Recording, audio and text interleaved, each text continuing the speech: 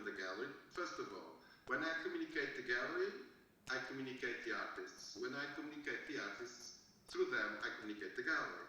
And so all the artists that are working with me, they have common threads. They are not chosen because this one is a potential seller, this one is a potential viewer. I don't work with artists like that. I just want to work with the artists when they fulfill me something, and I have to make the business. The business is my thing. It's my difficulty. It's not their difficulties. I have to put them where the niche is accepted. First of all, as an example, when I accept an artist in my gallery, I go through the others and ask them their opinion. I never decide by myself if these artists, because they have to feel comfortable as a team, and they have to be reflected in each other. I don't choose them as a competition. I don't have people that as only video makers or who use the drawing media.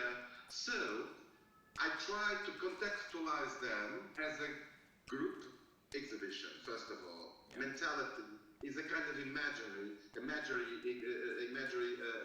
construction of what each one can do and be contextualized. So when I'm promoting them, I have a line of as thought. There's something this is very common to all of them, and so there's a niche, and so the magazines, publications, books, designers, fairs, whatever, the communication system to introduce them to the market has to be the niche I choose. That's great. And what about you, Alexa? Well, first of all, I think so that in the current market, in this moment, what I see is that the possibility of the magazines try, the artists or the professionals, the historians, collectors, dealers, museums. So this magazine trying to serve several of these groups on the same time, and intends to catch the general reader, the maximum general readers of the one group. So, like gallerists or artists, I think so that both one think that if they choose a magazine, digital or paper support, to represent his work or represent our project, we must so have a similar line with what we are looking for, or for who we are looking for, present our project and our artists. So, for me, this is the main important thing to see when I see the quality of a publisher also. It's important also that today is something very tight if you see a magazine, not press, but digital support, that just for I see a news or information or something about one artist, I must receive something that I normally I don't like it to see is the publicity. I receive many publicities, and this is not good, because when you are looking for art is something very special for me. So even the galleries or the artists, to see publicities there in the middle is a negative object when I'm reading, when I study, when I'm looking for.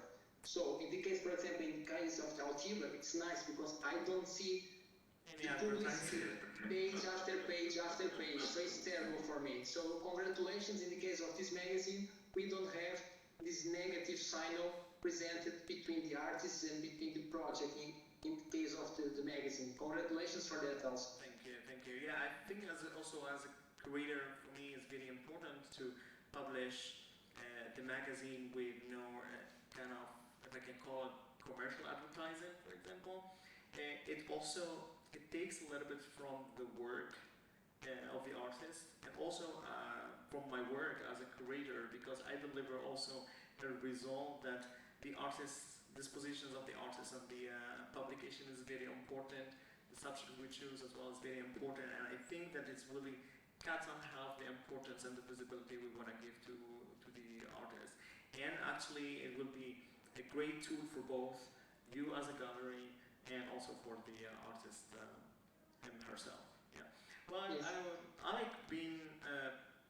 published in so many publications and magazines. Could you tell us a little bit about the previous experience you had, and or tell us the best ones that you had before?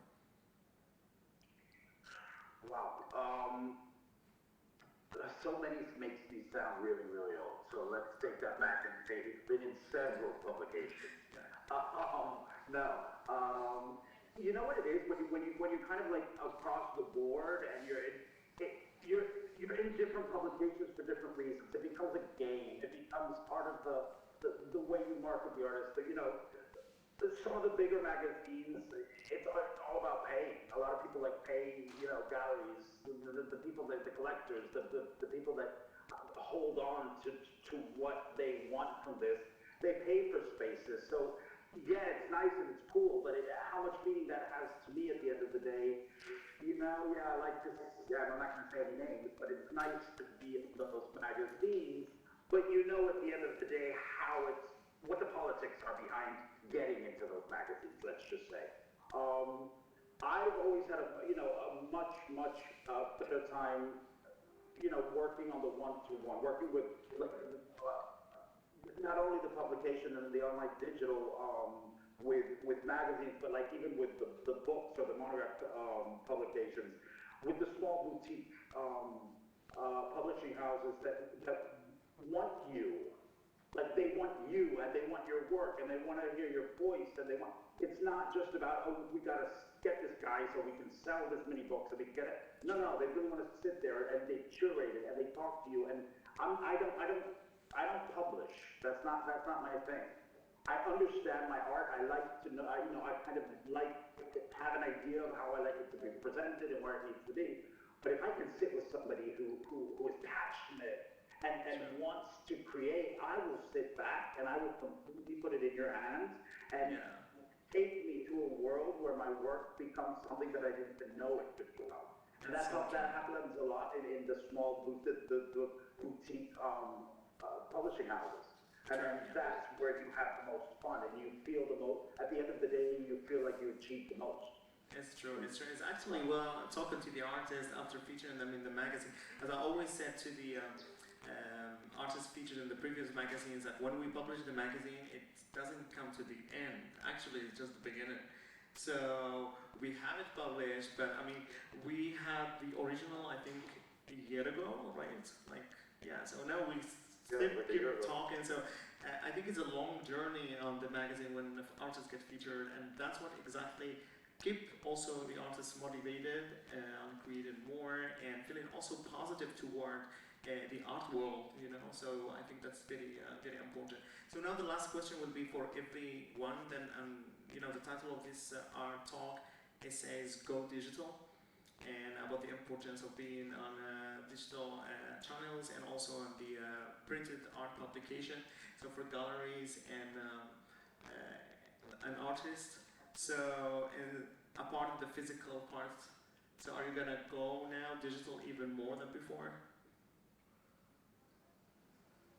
I'll start really quickly by saying that nothing can substitute a hug in person. So digitally, you can do as much as you can possibly want, but that physical embrace can never be substituted. That's all I can say. Next. For sure. Yes, I'm really into the digital, of course. It's a way where the public now try to follow the young people. So, but as I told you, into niches only. I choose where I want to communicate, and I don't go through everything. So, of course, I'll be digital because it's a tool. But I don't. I'm not going to leave the physical exhibition, the physical artist, the physical hug, like Alex is saying. Of course, I'm not going to reject that at all. That will be the most important part of the work. Still, the other is another tool that we have. It's just a secondary tool for me. I just want to add something. For example, because of the lockdowns and everything during this year, I was in several art fairs, digital art fairs. It was a mistake. Work. even to discover artists, it's nothing. We have to complement, between the digital as information and as communication to arrive to the physical. That's my opinion. That's great. So what do you think, Carolina? So this time it will be given more importance to the physical work as much as you give it for the digital presentation and visibility for your work. Yes, I have the same opinion because I think to experience art, the body is essential because we need to have a sense of scale. We need to compare our measurements with the measurements of the work. If we see a painting in front of us, it's different to see a painting on the floor. It's a different thing. So I think the viewers need to be in contact with the work of art. I think it's the only way that the aesthetic experience can happen in its fullness. But on the other hand, like Miguel said, I think the digital space, it's very important because it's a tool. It's a powerful tool to complement the physical work, to give more information about the artists and the works of art. But I think it's another different kinds of experience. And I don't think it has the same purpose. I think the digital world has another purpose, and it is more to promote maybe the artists, because, for example, relating to an art fair, to go to an art fair, if I want to go to an art fair and I live in Lisbon and the art fair is in Barcelona, it's fine, I can go by car, I can go by plane, and it's easy to go. But if I live in Australia, it's not as easy. So I think the digital world is much more accessible.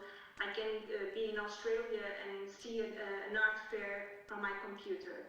But nothing can substitute the physical experience and the aesthetic experience that is physical, is with our bodies. Definitely. Well, thank you very much for your time. We came to the end of this art talk from ArtsLibris Barcelona 2021, the International Artist Book Fair by ArtsLibris.